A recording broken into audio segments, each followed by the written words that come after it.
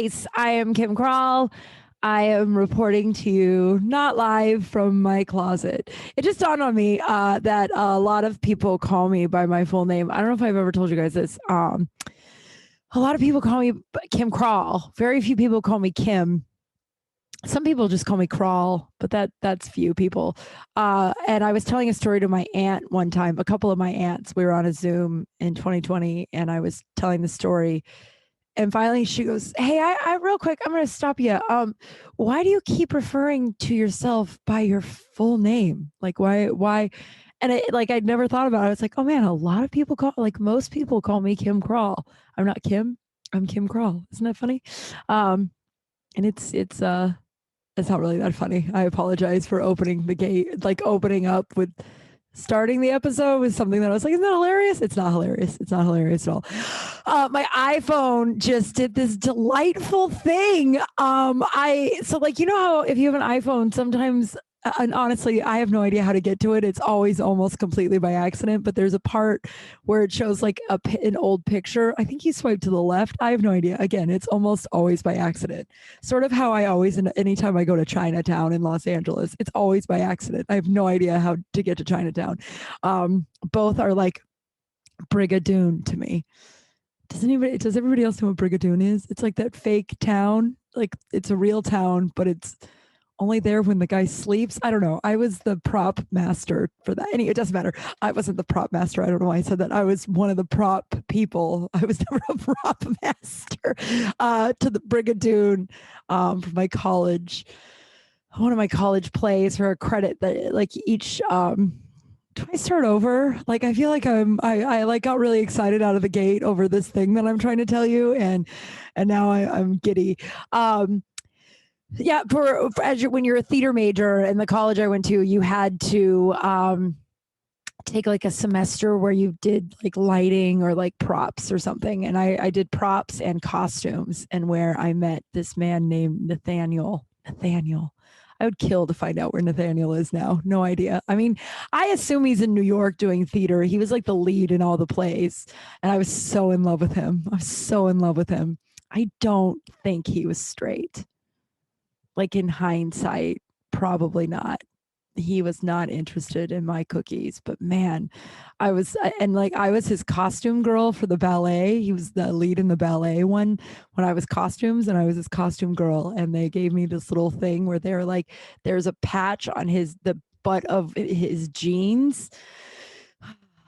Like it was yesterday, very fondly. They were like, "Hey, girl, that we're not going to bother to remember your name because you're just a costume girl. That isn't like a costume department. You're only here because you're forced to. So we're not going to remember your name. But here's a little seamstress like pick where you have to pull this patch off of the lead's butt, like you know on jeans where they have like the patch, like the name brand of the patch."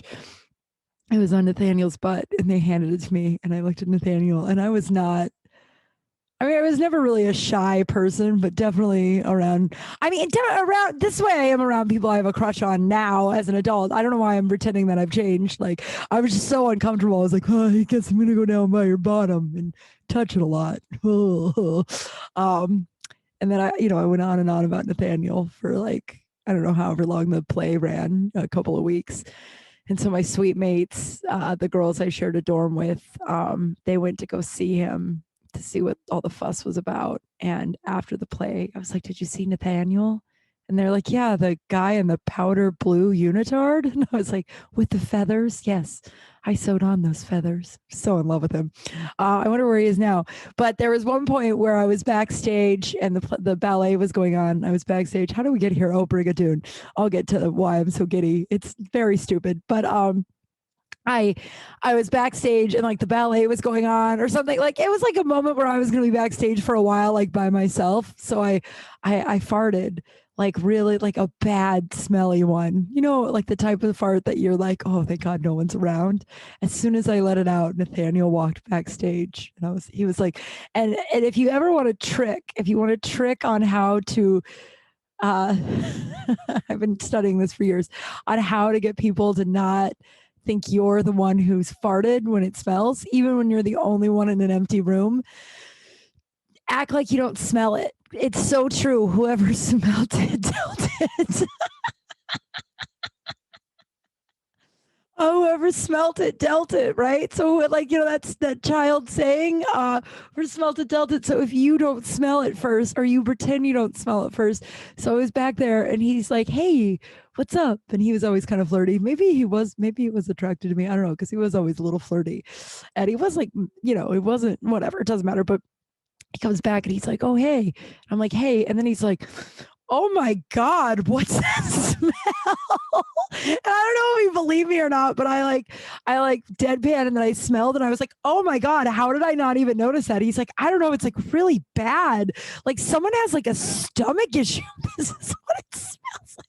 He's like, was someone else back here? I'm like, well, a couple of people like came and went, but I haven't really been, I guess I just haven't noticed. And then he left and I was like, oh. Years later when I was in LA, I was in love with this bouncer at a bar. I lived in we'll get back to Brigadoon and the thing that made me so giddy, I promise. But there was this bouncer. So I lived in Westwood, which is like the little like town in Los Angeles where UCLA is, right? So like it's like a weird college town, but in Los Angeles, right? And I lived there, and there's a college town bar called Maloney's. I don't know what it's called now. It's definitely not Maloney's anymore. It's like Rocco's or some shit. Like it's been bought by like a chain.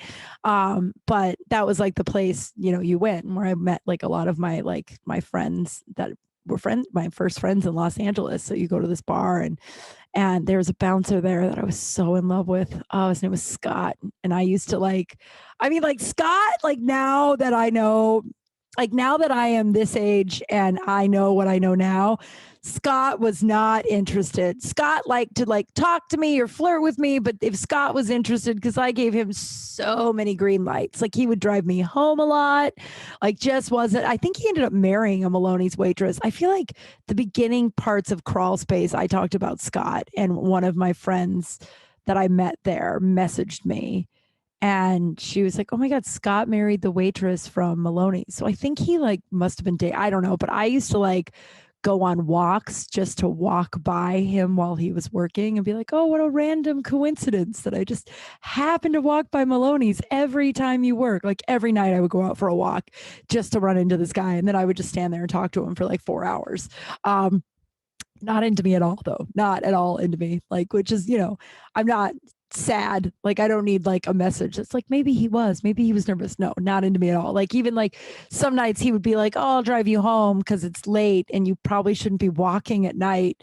Never tried anything. But one night I was in Maloney's and I was talking to him, and my friends were all at a table, and I was talking to him, and I had this horrible gas. And you would think go home, Kim. What? Just this smelly, something died and came out of my butt. Is this your poop scoop? I have a poop scoop locked and loaded. I think I'm going to read it next week, because I read the first part was this lovely message. And by the way, I love it when you guys send me those things. It really means a lot to me. Sometimes you're not really sure if you should keep going in a lot of stuff, right? And then I get a message that I got tonight that ended with a poop scoop, which was really rad. But I think this will be the poop scoop, and then next week I'll read that one. But if you want to send me any kind of message or send me a poop scoop, kimkralspace@gmail.com, KYMKRALSPACE @gmail.com. So I don't know why I wouldn't just go home. Why, years later, I have so many thoughts already. Every time I pop in this closet to record, I'm like, I don't even really have anything to say. And then 4 minutes in, I'm like, you have a lot to say. You always have a lot to say. There will never be a point in my life that I will not have a lot to say about everything. But so I at this one particular night, I had really, really bad gas, and really bad smelly gas. Not I guess, but you know what I mean? The one where you ate something bad and it probably will turn into some sort of emergency, but for some reason you're 21 and you'd rather stay and flirt with the bouncer and risk him knowing that you're just crop dusting Maloney's all night than just to go home and blow out your toilet. I wish I could just go to 21-year-old Kim and be like, go home, girl, go home. You're getting in massive amounts of debt because you're in LA. You've never supported yourself. So you work this weird job that doesn't really pay your bills. And yet you're out Go home. But anyway, so I didn't go home. And, I'm glad I didn't, because then we wouldn't be here with this story now. But so every time I had to fart, I would just walk away, or I would pretend to be laughing so hard at something he said that I had to like take a lap. You know what I mean? Like when someone makes you laugh so hard that you have to like bend over and kind of walk away and come back, like you walk like 6 feet away. The problem with those farts is they follow you. Like you can't like fart and then walk into another room because it's still with you. It's still in the other room too, but it's for sure with you. And so I kept coming back and being like, what is that smell? And I don't know if this works for everyone, but I'm a cute woman. So like very few people ever think it's the hot woman. I said cute and then hot, but I stand by both statements. Rarely does anybody ever look at the attractive woman. I said cute, hot, whatever. And be like, man, that is coming out of her right now. No one ever thinks that. And as long as you don't smell it first, as long as you act equally as grossed out as everyone else when someone points out the smell, you can fart anywhere. Anywhere. I've been doing it for decades. You're hanging out, you fart a bunch, it smells really bad. Don't react. Wait till someone else reacts. Because if it smells that bad, someone will react and they'll go, oh my God, what is that smell? And then you go, oh, and then you go, oh my God. Oh, did that just start? And then you just like, but don't overplay it because they'll know it's you, but don't be the first one to smell it. You're welcome. You're fucking welcome. I don't even know what I was saying there. Oh yeah. So I always had this like school of thought of like, if you have like bad diarrhea at a bar, every time I bartended and something happens, I'm like, why don't they just go home? But then my own self has blown out so many bar. So one time I was working at this bar in Highland Park, right? I was working at this bar in Highland Park and there was 2 bathrooms. The men's bathroom was always open for some reason. Like guys would just pee with the door open, but it wasn't like where it was like around the corner from what I vaguely remember. So it wasn't like a situation where you could like go in the men's bathroom because it was always weirdly open. And then the women's bathroom was always closed and one stall, right? So I get to work one night and I have the worst tummy ache of my life, right? The worst tummy ache of my life. I blew out my toilet like 18 times before I got there. And I'm going to do it again when I get there. So I get there and I thought, I mean, it's like runny poop. Gross. Sorry. I'm not really sorry, but you know who I am. If you've gotten this far in the podcast and you still listen, you know who I am. So I get like, so I assume it should flush. It should flush, no problem. And so there's a huge line. I walk up and I go, hey, I'm working, and it was like a neighborhood bar, so most people like knew me and knew that I worked there. So I was like, do you mind? I'm supposed to be on the clock in a few minutes. I really have to pee. I was just in the car. And they're like, yeah, that's totally fine. And before you're like, well, what if it smells? Weren't you scared? No, not at all. Every place I have ever worked, every single place I have ever worked, I have hidden several books of matches around that establishment, be it the bank I worked at for a few years, be it Big Wang's in Hollywood. Every single place I have stashed matches. Now in later years, I've become accustomed to just carrying them around with me. But back in those days, I would just put matches all over the bathroom because you never know. You don't want to put them somewhere and then someone finds them and takes them and then you're in a dire situation and then you can't find the matches because someone took them. So you always put like 2 or 3 around the bar and not near each other, right? I'm really tall, so I'm able to put them high up. This is going off the rails, I think. So like, no, I wasn't worried about the smell at all. I was just like, oh, I'll just poop, light a match. It'll be fine. I'm probably going to like fix my makeup. I have lotion, so the match smell will be covered up with my lotion smell. I have a system. I've been in embarrassing poop situations most of my life. I mean, I'm going to say like 97% of my life I've been in embarrassing poop situations, so I'm pretty good at figuring out whatever. So I go in the bathroom. I know it's going to be a quick poop. I know it's going to be bad, but it's going to be quick. So I poop and it's like bad. It's like black sludgy, right? Hi, booty. It's like black sludgy. It's like something was going on inside Kim Kral's body that day. And I think something's always going on in my body, but no doctors will fucking help me. They're just like, well, I don't know. I guess we'll just, and I can't, like I told you last week, I have an ulcer. So I can't take, they finally gave me some like gas medication that I can take before I eat. That'll help me like not bloat and not like get sick. But if you have an ulcer, you can't take it with the ulcer because it's, I guess, I don't know. The left bone is connected to the right bone. That's not the way the song is, but you know what I mean? It's all fucking connected. But so it's like, it's like black sludge, but I'm like, thank God, I did that in here. And I flush, and then it starts really overflowing. Like the toilet, like it fills to the top with my black sludgy poop. And there's a line of regulars outside in the packed bar. I'm about to bartend in all night. And I'm like, what the fuck do I do? You lie. You lie through your teeth in all of those situations. Even though we as humans, all of us have been through some sort of fucked up poop situation. You would think we all wouldn't judge each other, but humans are fucked up. You know what I mean? Like we judge each other for so much shit that we ourselves do. You know what? Like it's just wild. So you lie. So I walk out and I was like, hey, I just peed and flushed. Like the toilet is overflowing and like a bunch of shit's coming out of it. Literally, like I peed and flushed the toilet. I don't know what's going on. So I like, guys, I'm gonna get Rome. Rome was the woman who was like our manager, maintenance, cleaning. Like she like was a jack of all trades, right? And she was there. I was like, I'm gonna get Rome. She'll figure out. And they were like, yeah, get Rome. That's crazy. I was like, yeah, crazy. So they go to the bathroom in the men's bathroom. The men's bathroom did shut. They just never shut it for some reason. I think that vaguely sounds familiar, but it sort of feels like that can't be real, but it sounds familiar. It doesn't matter at this point. So I go up to Rome, and there's the day bartender, Chelsea, and my barback, Tim. So Tim comes in with me, but he's there listening. And Chelsea's been bartending all day, and Rome's been there all day. And I was like, you guys, I just peed, and I like didn't look before I sat down because I don't usually do that. I always look in the toilet before I sit down because, rats and snakes, many things could be in the toilet. You never know, I mean, you do know, but like childhood movies that you were forced to watch, it's always in the back of your mind.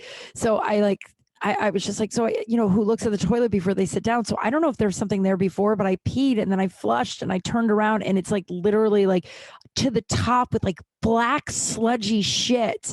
I have no idea what happened. Thankfully, there was a girl that was there all day and she'd plugged the toilet like 40 times. So that was why the toilet plugged, because it was a liquid that came out of me. But like, they were like, so they just automatically blamed her. They're like, oh my God, that girl is still here. She's been shitting all day. And I was like, yuck, go home. And they were like, right? And I was like, right? And then Rome fixed the toilet. And then Chelsea left, and no, the toilet was never plugged the rest of the night. And then my barback, Tim, hours later, looked at me and goes, hey, just so you know, I know that was you that plugged that toilet. I know that it wasn't the girl. And I was like, how did you know? He's like, because obviously it was you. And I was like, yeah, it was me. It was me. I don't know how we got there, but I'm glad we did. But back to Brigadoon. Oh, farting and then having the bad gas and the whole thing. And Brigadoon, because Nathaniel was lead in Brigadoon. And Brigadoon is like a play about, honestly, it's like a play where like a village shows up every now and then, like once every 100 years, and it'll like stay if someone falls in love, or I can't remember. It used to be like my favorite play, but now I can't remember. But Brigadoon, you can never, once you leave it, you can never go back. And that's how I feel about Chinatown. I know every time I go to Chinatown in Los Angeles, it's almost always by accident. And like, I like every time I'm like, so this is Chinatown. I don't mean like with GPS, but anytime I find myself there, it's always like, how the fuck did I get here? Every time, even when I'm like my destination's there, it's still always very confusing to me. And that is how the thing on my iPhone, if you have an iPhone, I think it's a new update or a new phone where it like makes a collage for you or it like pops up a thing. So like an old picture. And so tonight, right before I was recording, I pulled it up and it popped up the random picture. Again, I have no idea how you get to it, but this time instead of a random picture, it was a montage of pictures, a video collage of Henry and our life together. And it was like to the song, like Lollipops and Sunshine, I'm so glad you're mine. I watched like 4 times in tears. I sent it to my friend. I'm in a cat group where we send each other fun cat videos and TikToks. And my friend Romy was like, you probably shouldn't let Lucy see that because it's all Henry. And I'm like, Lucy knows where she stands. I love Lucy, man. I wish she was, but it was, so I tried to post it on my cat's TikTok or my cat's Instagram. If you don't have my cat's Instagram, you should follow them. They're like, what is their thing? There it's Creighton or Henry _ Creighton _ and _ Lucy. I think that's it. It's in mine. Just look up Henry. And I'm going to post that collage. Oh my God. It made my whole day. It made my whole fucking day. So just now I just got back from, this afternoon I was doing, so you know how I do a bunch of random shit to make money now? I'll never go back. I hope I never have to go back. I'm so grateful that I found this rave job, that like voiceovers, this like my book, a lot of stuff is just kind of coming together. I'm on Sirius now too, guys. Like I know last week I told you that I got approved for Sirius, but last night, so by the time you hear this, you know I'm a week ahead. Last night, March 28th, my first bit ever was played on Laugh America, Laugh USA, which it's really special. That is one where I'll get a lot of playtime. The guy that my buddy who got me, you know, on Sirius, he was like, Laugh USA, I think it is. He was like, that's the one you really want to get on because you'll get a lot of playtime, especially if you're a woman, but it has to be like squeaky clean. And so I have one joke that was squeaky clean. It's basically how I stalked a guy who gave me a bad Yelp review. You'll have to listen to it. I am right now in the process of editing a bunch of my stand-up together to put on TikTok. You know how I was all gung-ho about TikTok? Well, I took a pause, and in about a week, I'm going to be back, and I am going to put a bunch of the Crawl Space stuff on there. I'm going to try and go viral, my friends. I know that that sounds so douchey, but I know that that is where someone who is in my position needs to do these days. Oh my God, I just farted and it smells like what? What? I don't know. I think I have to take do a tele appointment about the ulcer. I do have to do a tele appointment about the lung results. We got the lung results. He might as well have sent me Spanish, but from what I can see is there's nothing that's dire or an emergency, which it's weird. I wasn't hoping for like emphysema or something wild. I wasn't hoping for that. I was just hoping for answers. And I am sitting here and I'm like, I refuse to gaslight myself over it. I have had so many friends who have had, or like allow them to like gaslight me that I'm like, oh, it's anxiety. Like I've had a lot of friends, and they're all women. It's women friends. Men have a very different. And I've asked around, like a lot of my men friends are like, oh, what happens to you guys? Like we have very different experiences at the doctor. You guys get kind of believed at face value. We are told we're being dramatic, hysterical. Those are over the years back in the day. Now it's anxiety. Like more women have heart attacks than are reported, but doctors just dismiss them as having panic attacks. And for a couple of years ago, I was having some weird weight gain, and every time I I would get like these weird bats of like dizziness. There was a couple of other things that were going on that I was just like, something is wrong. And I went to like 4 doctors and they were just like, we don't know. No, you're making it up. Or they were just trying to like pump me full of like drugs without doing it. And I was just like, something is wrong. And they wouldn't listen and they wouldn't listen. And then finally a doctor, after I like was like, and I'm told that what you do is you're like do your own research about your health, because the medical health professional who's fucking gone to school for it won't advocate for you. And then ask for what you want. And when they say no, say, okay, will you please notate that in my chart that I asked for this and you said no? And 9 times out of 10, they'll give it to you. So I asked for a blood test because I was like, something's up. I don't know if I have a thyroid issue or like what's going on, but I was like, something's wrong. And it was like 6 months of this, of me trying to find a different doctor. I switched doctors twice just to please someone help me, right? And finally, I asked for a blood test because I was like, I think it's a thyroid issue. And the woman was like, I don't know. And I was like, all right, well, will you notate on my chart that you refused a blood test? And she's like, all right, fine. If you want to do a blood test. And got so mad. I switched insurances, by the way. I would never go to Molina. They made COVID a fucking nightmare. But a nightmare that already was a nightmare. And so, we did the blood test and it turns out I had too much vitamin B. There's going to be a lot of jokes in here. Too much vitamin B in my system and not enough vitamin D. So I had a vitamin D deficiency. I know. Ha ha ha. If you made that joke, you should be horribly embarrassed. It's hacky. The woman in me is not offended. The comic in me is. But that's all it took. It literally was like, I was like, oh, I take a vitamin B supplement. And she was like, yeah, don't do that anymore and take a vitamin D supplement. And I was like, oh, so this all could have just been solved 6 months ago when I told you this was going on. You guys basically told me I made it up. Another friend who has a thyroid, who has a thyroid problem, and why I thought I had the thyroid problem, who had doctors for like 3 or 4 years wouldn't help her. And then she finally went to like an Eastern medicine type doctor and did all of that stuff. And now is, has to like manage her diet and everything around it because regular, Western doctors won't help her. And so with this lung shit, I'm like, I'm not allowing you to gaslight me and say that it's anxiety. Because I'm like, well, if it is anxiety, I'll play ball, doc.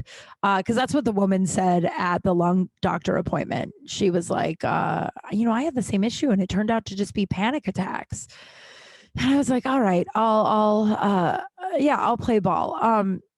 I've had anxiety my whole life. Like I had a very traumatic childhood where my baseline was fight or flight. Like I've had to work really hard in the last decade to unwire that fight or flight, and it's still there, right? Like and there's fight, flight, or freeze, and I've always been fight or flight. Like that's how I'm hardwired because I grew up in so much trauma and danger. And so I've had anxiety was my baseline my whole life. So riddle me this. If this is just anxiety, why didn't it happen before COVID? And also, this is the least anxious I've ever been this is the most grounded I have ever been in my entire life. I don't really have anxiety anymore. And if I do, it's like I can name it's anxiety and I'm able to work through it in real time, right? So if that's the case, why the fuck am I not able to breathe? You know what I mean? Like it's just too, and it's like, or, I'd almost, oh my God, my cat is so wonderful. Or I'd almost rather them just use the same thing they've been using for 2 years, which is it's COVID and we don't really know much about it. Like, you know what I mean? But like, so I'm going to make a teledoc appointment. Honestly, I didn't want to do it this week. I got a lot going on and I got a lot going on emotionally, and I just didn't want to take another hit. You know what I mean? Like those doctor's appointments take a lot out of you, especially when someone basically tells you that you've made it up, that it's anxiety. And like, well, it's like, all right, well, if it's anxiety, help me with that then. If my anxiety is so bad that I need an inhaler to help me breathe, help me. You know what I mean? Like, sorry on that rant. But so, I mean, maybe I'm misreading the chart. Well, obviously I'm not. He just sent me the results and there was no other, but that's what he did when we did the x-rays on my chest. He just sent me the results. And then it was like, all right, well, what the fuck does this mean? And he was like, oh, well, it means you're fine. It's like, well, I'm 100% not fine. I'm definitely better than I was. And this is sort of why I decided a couple of weeks ago, like a month ago, to start running and start really just taking my own health into my own hands, right? Walk, do yoga. And honestly, like as long as like I just get he keeps refilling the inhaler, then I guess that's just, do I have asthma? I don't fucking know. The whole thing is just really, that's really frustrating, my friends. It's really, really frustrating. And it's even more frustrating when you talk to other women who have had medical issues and it takes like years and like many doctors and many years for them to even be fucking listened to. I think that's why, like, I text my cousin about what I thought, I was like, I think I have this ulcer. And she's like, yep, definitely an ulcer.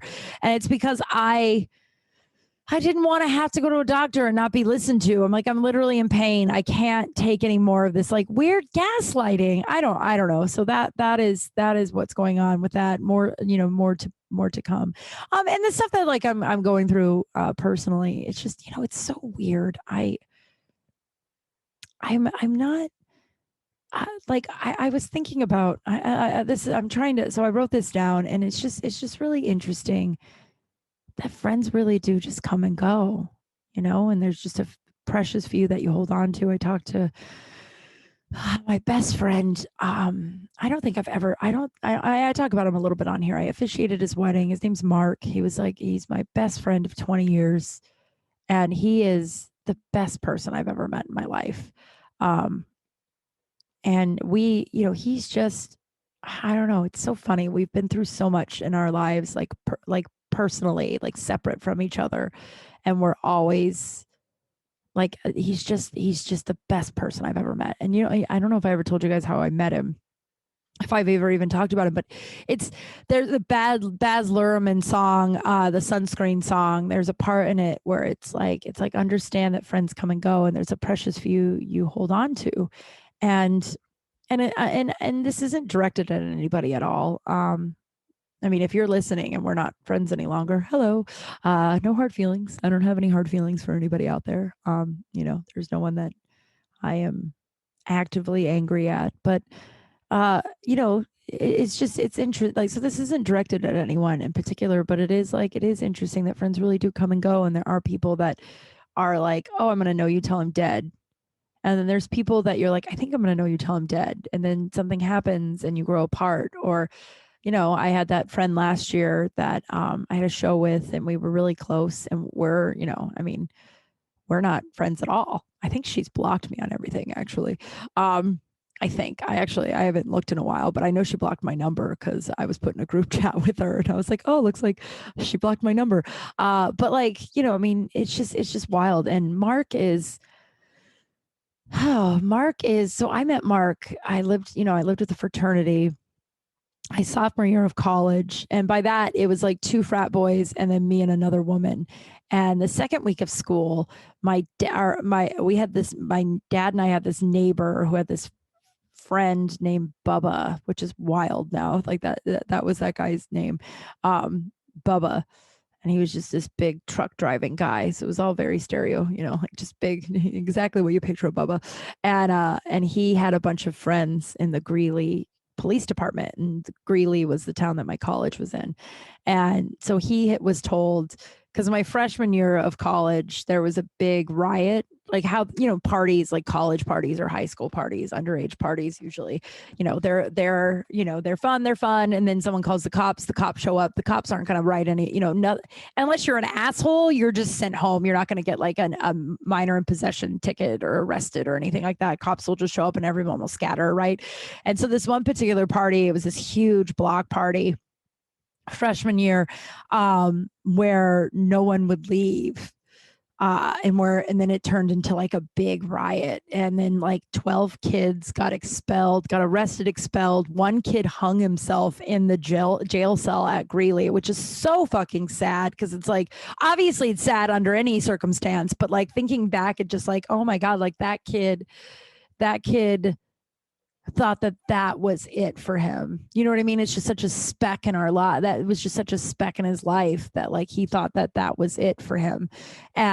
And so they, the sophomore year, Bubba had heard from his cop friends in Greeley that they were going to really crack down on parties, and not at all, especially the first weekend, and not at all let it get it out of hand the way that block party, like couches were burning. Like it was a very interesting night until that kid died. And then it was really sad, but it was like, wow, wild. And so they, my dad was like, I moved to my first apartment. It was like, don't throw a party the first 2 weekends, just because they are going to write everyone a ticket who's on the lease. So I just met these guys. Like I met them, this year before, but I didn't know them. And I like moved in, and I was like, hey, let's not have a party this weekend. Oh my God, I don't think I've ever been madder in my life. I mean, I definitely have been madder in my life, but I was so mad this night. So I was like, hey, let's not have a party. I hear that like, even if we're not here, we're going to get in trouble. Like, even if I go away, I'll still get in trouble because I'm on the lease. So please don't have a party. And my one roommate Stoltz was gone, and my other roommate Chris was there, and he was like, yeah, of course. So my friend Amy and I, we leave and we come back, and we come back. So first of all, my grandma had given me this like kitchen table, this really nice kitchen table, which I'm really bummed I got rid of because it was really nice. And I wish someone had told me that one day you're going to be an adult and you'll really want this nice kitchen table. But we were giving it to my buddy Kyle, who was going to come pick it up. So it was like in our living room. So we come back to our apartment. My friend Amy and I walk back to my apartment, and my grandma's kitchen table's in the parking lot. And I was like, what the fuck? And I walk up into the apartment, and it is wall to wall frat boy sorority girls just fucking bumping music. I was pissed. And I walk over, I turn off the music, and I was like, what the fuck? And also, none of these people really knew me that well at this point because like I wasn't like a part of their fraternity yet. I was just like a girl that lived with Stoltz and Chris. And I was like, what the fuck? And Chris was like, I'm sorry, got out of hand. And I was like, get everyone the fuck out of here. I was so angry. I was like, and why the fuck is my grandma's table outside? Da, da, da. And I was so mad, right? My friend Amy was like, let's get you out of here because you're going to hit someone. You're so angry, which by the way, rightfully so, right? Like I actually look back on 19-year-old Kim for like, there was a period of my 20s that I would have just been like rolled over because I had just been like, you know, beaten down by people pleasing shit.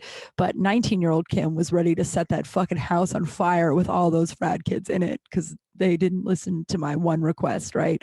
And so Amy was like, let's get out of here. So you calm down because I think you're going to hit someone. So let's just get you out of here. We'll come back later. It's like, fine.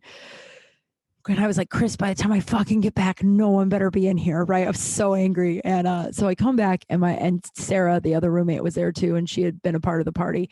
And so we sit down at the table. And let me say, there was this whole like thing, like this important for the story. There was this whole thing that prior, I don't know when it was, but I was going to have a guest come stay the night from like Denver.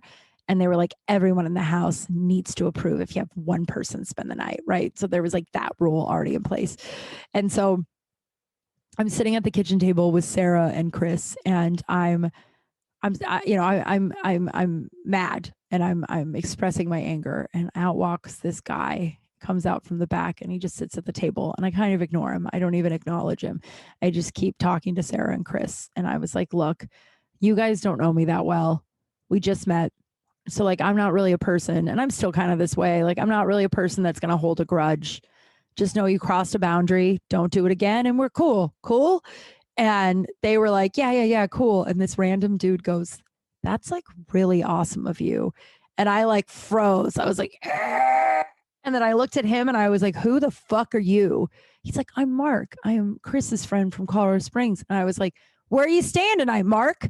And they were like, well, he was going to stay here if that's okay with you. And I was like, you know what? I don't even want to fucking deal with this. And I was like, don't talk to me. And I basically told Mark to fuck off, right? And I was just like, oh, you fuck off. I'm going to bed. I'm so mad. And so that's over, right? Stoltz comes home. Stoltz was like our dad. Everyone like, because he didn't drink, and so everyone like would like ran to Stoltz, and he was always like the moderator or whatever. Sometimes, but so you know, whatever. I don't think much of it. And cut to like 4 or 5 months later, I'm at a party, another Delt party across the street.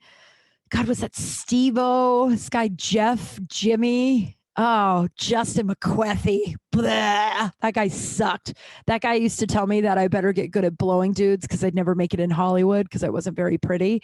And then, this other guy named Rob, they used to do that. And then it got back to Stoltz, who was my roommate, but also became the president of the fraternity. And so he asked me if that had happened. And I was like, yeah, they're pretty relentless about telling me how ugly I am. They tell me I'm ugly, or I either need to get really good at blowing dudes or get tits because I will never make it in Hollywood, which is hilarious. They were like guys from like Greeley, Colorado. It's like, what the fuck do you know about Hollywood, you fucking idiots?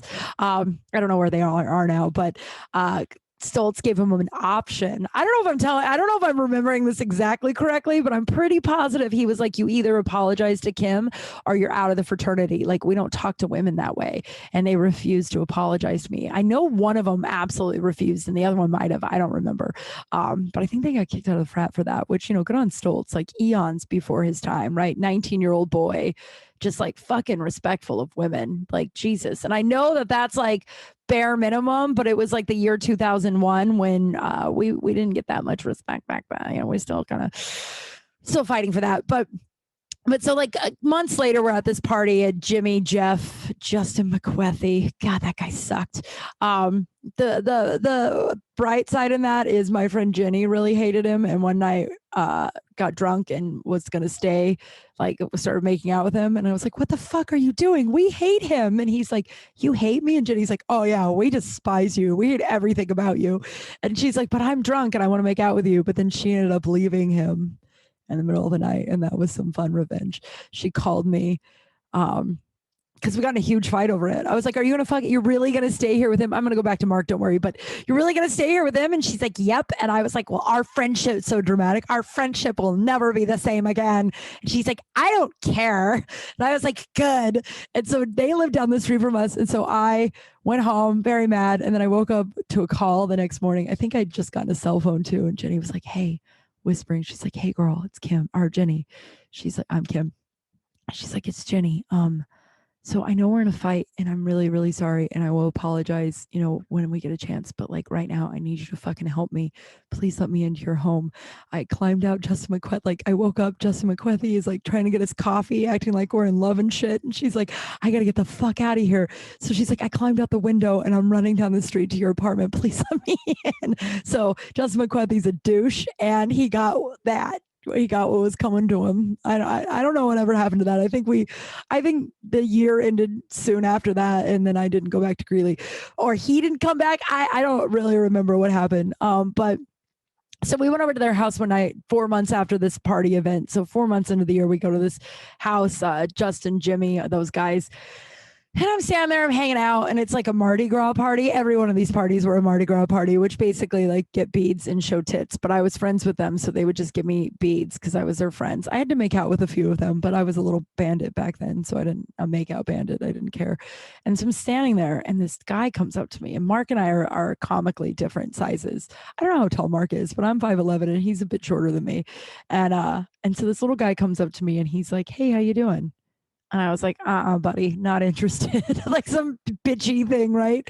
And he's like, oh, we met a couple of months ago. I'm Chris's friend. You're the one who yelled at me in your kitchen. And I was like, okay.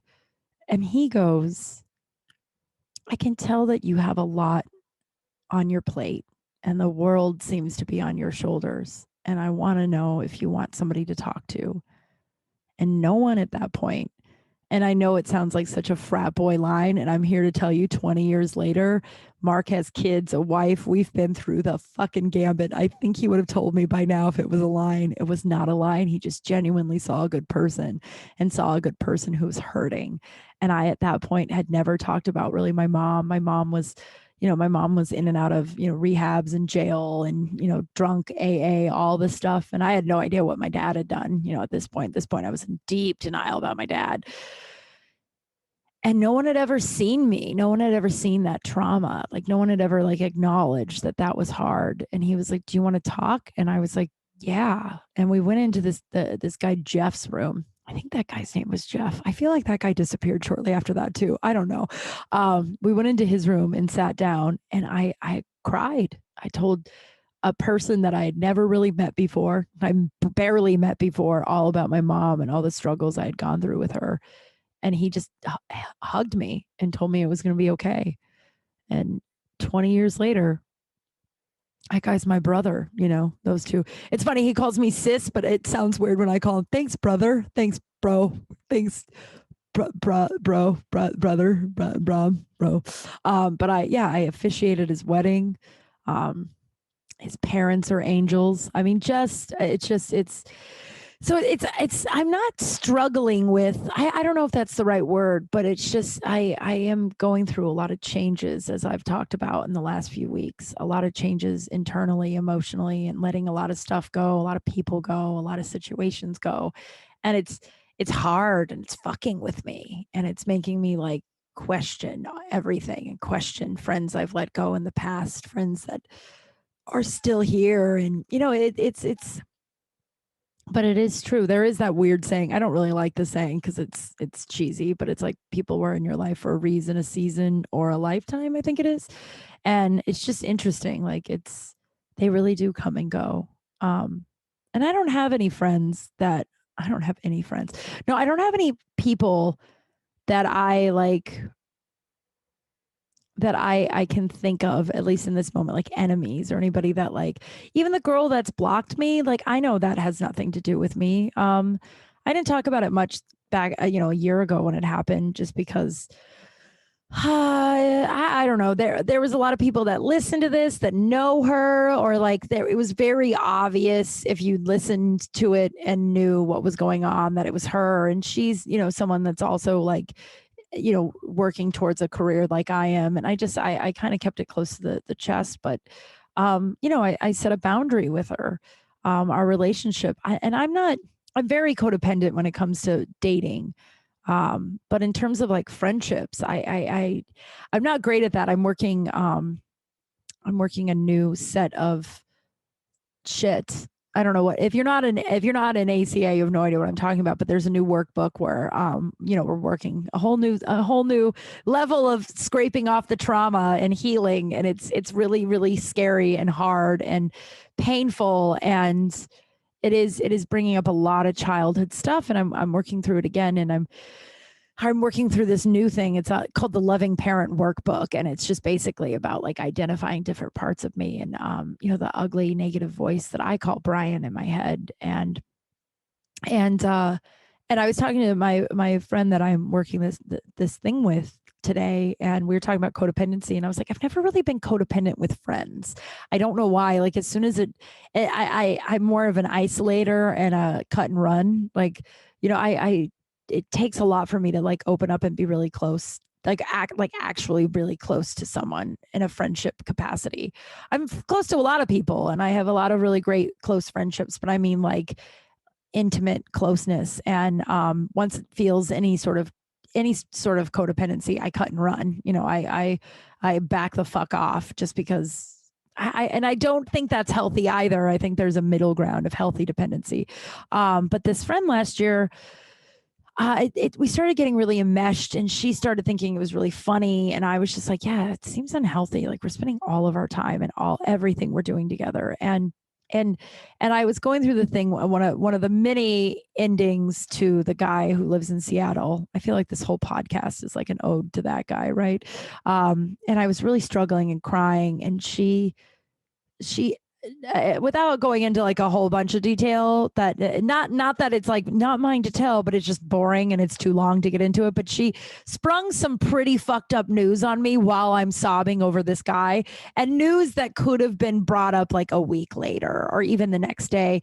And I was just like, I was like, I can't believe you would tell me that right now. I'm literally sobbing. And she's like, I don't know, I just thought you needed to know now. And I was like, that was really unkind of you. And the next day she texts me this like weird enmeshed, like, hello, my beautiful, talented, wonderful, smart, awesome friend. Where it's like, oh, you were a dick last night, And I was like, and I just said, I was like, hey girl, like, I'm not okay from yesterday. If we can just give it a day or two and then we'll talk it out. But like that was really unkind of you.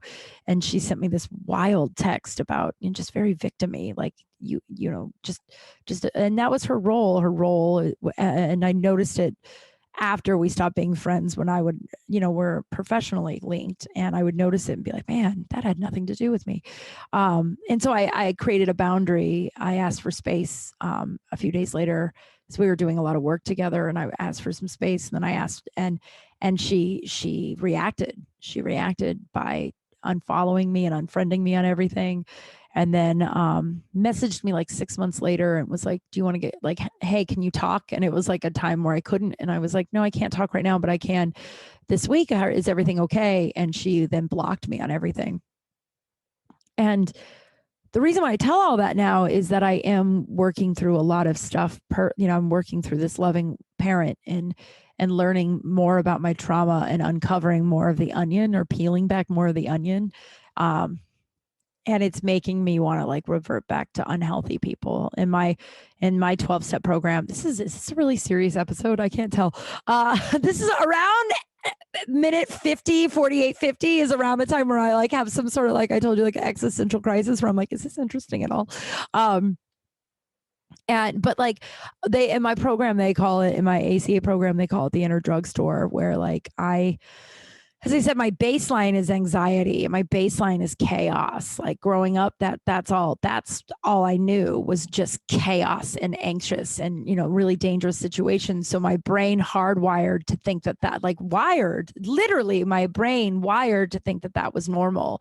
And so I thrive in chaos. And now that I'm working to have a much more quiet, balanced, grounded life, sometimes you go into the inner drugstore, which you pick up shit that makes life chaotic again. So you can, feel that high or feel that normalcy. And if you've never experienced, if this makes no sense to you, congratulations, you probably had a pretty healthy upbringing. But and so when I am feeling a little nutty, or when I not nutty, that's a wrong, but when I am going through, peeling back more layers of my childhood and more is being revealed, and I am having more flashbacks of stuff my dad did, and I know more is coming, and it's just really, I'm fragile, and when you're fragile, I think the human thing to do is try to revert back to things that make you feel comfortable and safe. And unfortunately, the things that make me feel comfortable and safe are chaos and toxic people. And I'm working really hard at shifting that. But it's painful sometimes and it's hard.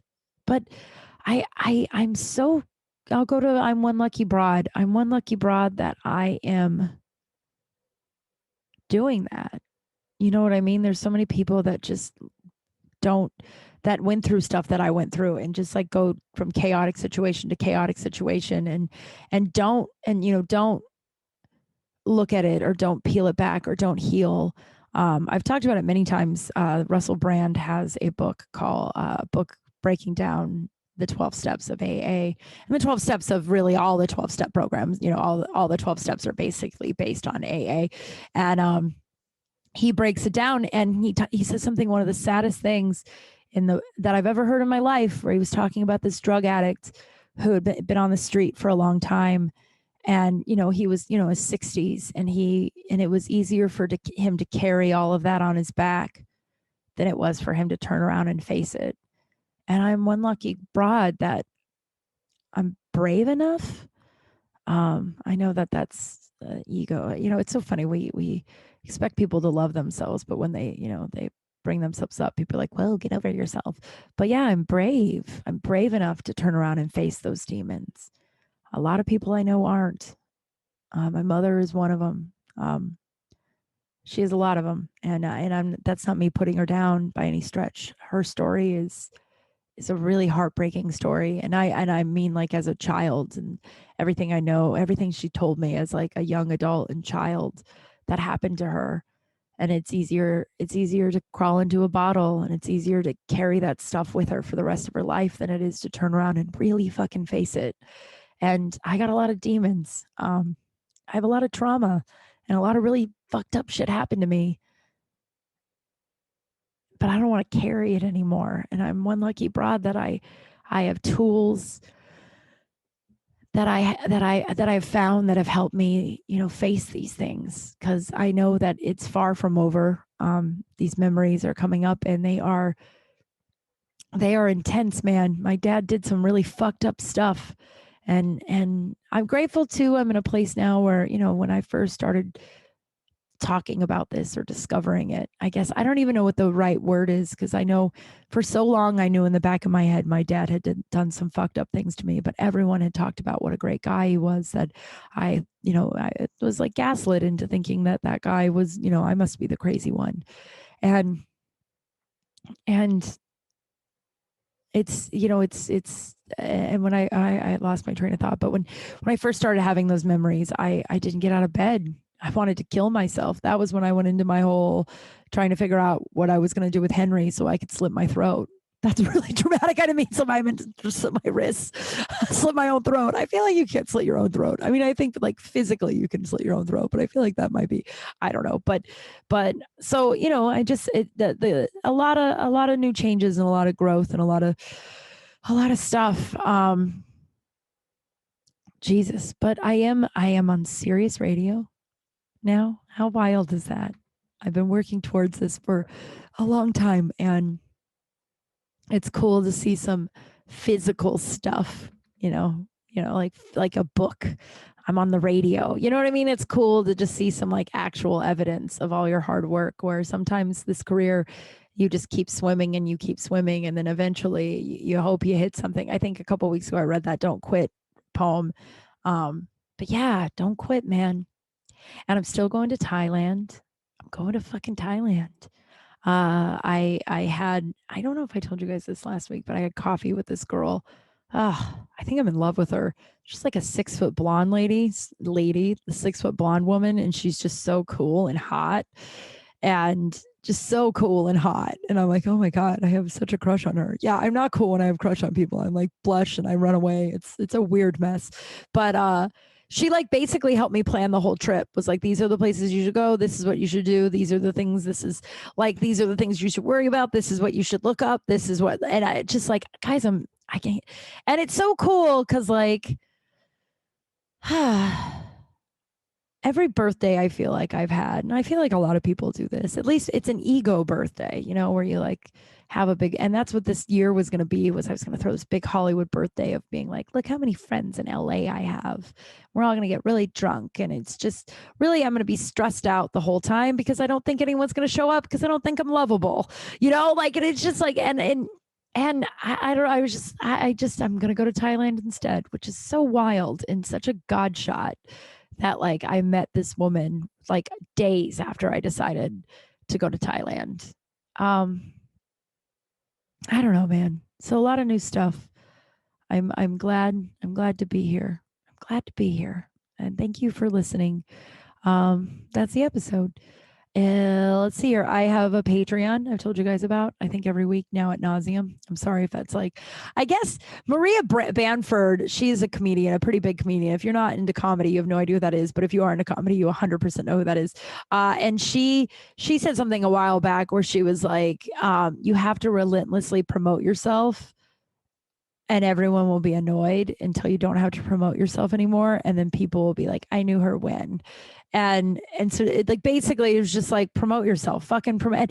And I've talked about it. Like one of the things of the relationships that I'm kind of letting go are relationships that if it's not fuck yes energy, I'm done. You know what I mean? Like anyone that like isn't fuck yes energy, like this TikTok with this guy was like, if you're not adding to my happiness, my bank account, or my well-being, or something else, my spirituality or whatever, fuck off. Like that's the vibe, right? If you're not adding to my life, if it's not a fuck yes, it's not for me. You know what I mean?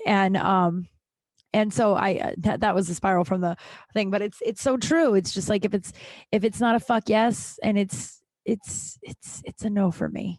Does Simon Cowell say that? He doesn't say the fuck yes part, but he definitely says it's a no for me. I was so into American Idol when it first came out. That's a weird sidebar, but so I have a Patreon, so I'm going to promote it. Okay. I have a Patreon. A few of you have asked about, truthfully, I haven't had time this last week, but I tried to look into it last week. A few of you asked if you could pay for a year subscription. I keep being told by my other friends who have Patreons that absolutely, but they're like, I don't know how to set it up. And then every time I email Patreon, they don't answer any of my questions. They like come up with new answers to questions I didn't ask. But I do have a Patreon. I am trying to figure out, for those of you who want to do just a year subscription, or you can do monthly.